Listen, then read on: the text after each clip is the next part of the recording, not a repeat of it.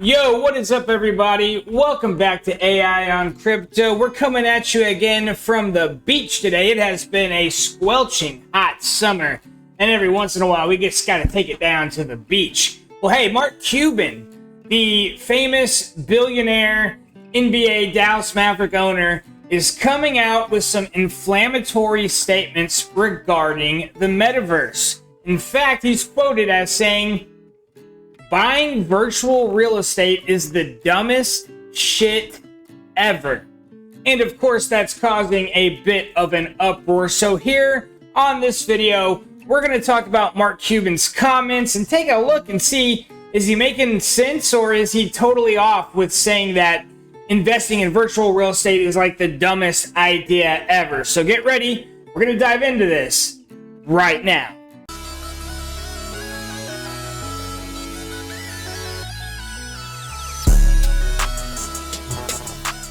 This is AI on Crypto. On this channel, we talk about cryptocurrency prices and trends, altcoin gems, all the things on the blockchain that fill our bags to the max while staying far away from Wreck City. We make daily cryptocurrency content covering NFTs, play and earn blockchain gaming, Metaverse, DeFi, and more. So if you're looking for that kind of content, subscribe, tap the bell so you don't miss future videos, and welcome to the community. Now, of course, nothing said here today is meant to be taken as financial advice. I'm not a professional financial advisor. This is for entertainment and informational purposes only. All right, guys, let's dive into this article. Obviously, right now, we don't need FUD. We don't need unnecessary FUD coming in from a guy like Mark Cuban. What I don't like about statements like this is that, bro, you've got your billionaire NBA franchise. You've got all your money. Why are you pooping? Why are you taking a big old dump on all the hard work so many of us are doing building the metaverse? You watching this video, you're building the metaverse. You might not think that you are, but anybody willing to pay attention to it right now, dedicate a little time to it, promote it a little bit, or, of course, the actual builders themselves, the project developers, the project leaders, amazing projects like Yuga Labs, Animoca Brands, coming out with stuff like Other Deeds in the Sandbox. You got Gala Games, you've got Alluvium, you've got Star Atlas. You've got a lot of incredible projects and companies right now putting tremendous work into the metaverse. And here we got Mark Cuban coming out saying this is the dumbest shit ever. So let's take a look at what this guy's all about. This is from The Insider. I'll link this article in the description of this video. Billionaire investor Mark Cuban is out on digital land purchases.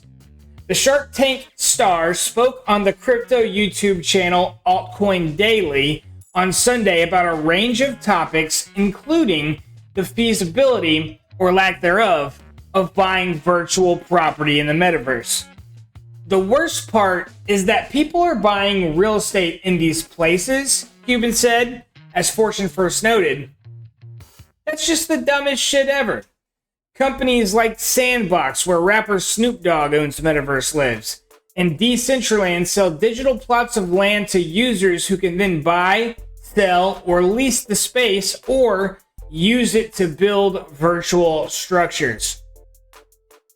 What gives Metaverse Land value in theory is the same two principles of physical real estate, scarcity and location.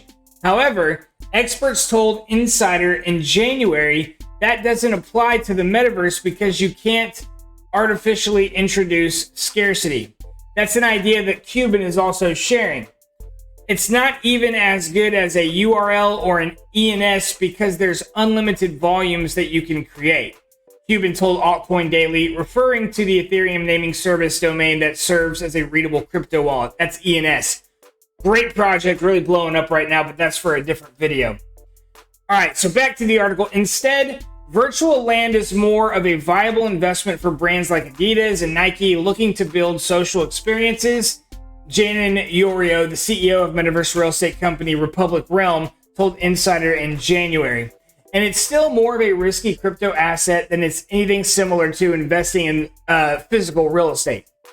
The metaverse crashed into the limelight last year when Facebook CEO Mark Zuckerberg announced he was creating a parent company called Meta for his pinwheel of projects like Instagram and WhatsApp, a move designed to reflect the tech giant's contributions to the building out of the futuristic technology. In theory, the metaverse will be a sweeping digital world where people can interact via digital avatars while tethered to the real world with AR glasses and VR headsets. But despite the year-long hype, it's nowhere close to materializing, and it's seen a dip in interest in sales since November of 2021, along with the rest of the crypto world. So back to Cuban, he says, right now, it's more talk than anything. Cuban might not be a fan of the Metaverse Land, but he's still a vocal supporter of crypto and other Web3 technologies. He has invested in Yuga Labs, which owns the popular Bored Ape Yacht Club NFT collection, and in late May, compared crypto to the early internet, noting that the best projects will survive this ongoing crypto winter. Okay, guys, so that's the article. And, you know, I get it. I kind of get what he's saying. Like, I think what he means is right now, because nothing is actually produced, there's not really a live product out there, a thriving ecosystem that's producing revenue and, you know, a massive social experience outside of Discords and Twitters and all that kind of stuff. But guys, he is dead wrong about the future. Like, I get the argument they're making, like, hey, how do we know it's scarce? What's scarce about it? Why couldn't they just create sandbox number 2 and double the quantity of land at some point in the future?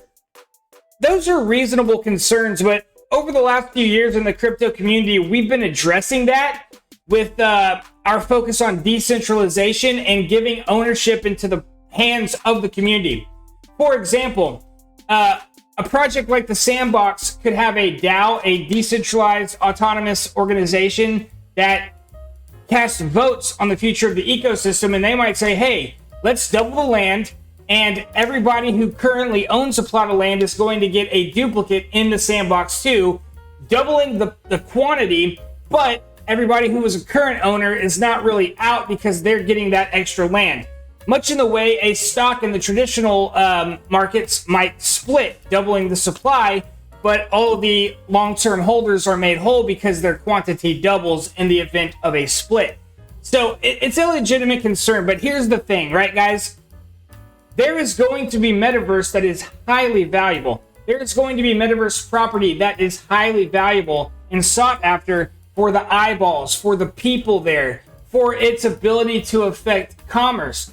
And there's only going to be so many people, especially in the beginning, that is actually using the metaverse in a true Web3 fashion. Now, 5-10 years out, that might change. We get mass adoption. Everybody comes in, right?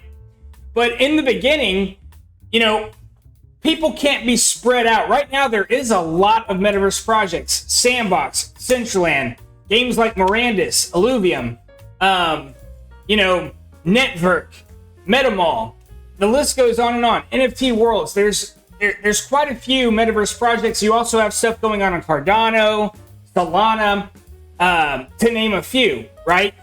So everybody can't be all spread out. If everybody is spread out, then none of the metaverse property is going to be really that valuable because big brands and companies won't see it as advertisement opportunities. But that's not how people work. People find a spot that is popular, and that there's going to be a lot of traffic in a couple, maybe a handful of the most popular metaverse ecosystems are going to have all the people. And I believe those metaverse properties are going to be incredibly expensive in the future. I think the risk is picking the wrong one, which is a high risk, even in a what you might think is a blue chip project like the Sandbox. This early in the game, there's a ton of inherent risk. So much stuff could go wrong. We've seen the biggest projects have real big setbacks in this crypto space. It's still the Wild West. Axie Infinity, the leader in planar and blockchain gaming, got hacked for $600 million recently. It is still the Wild West, and anything can happen.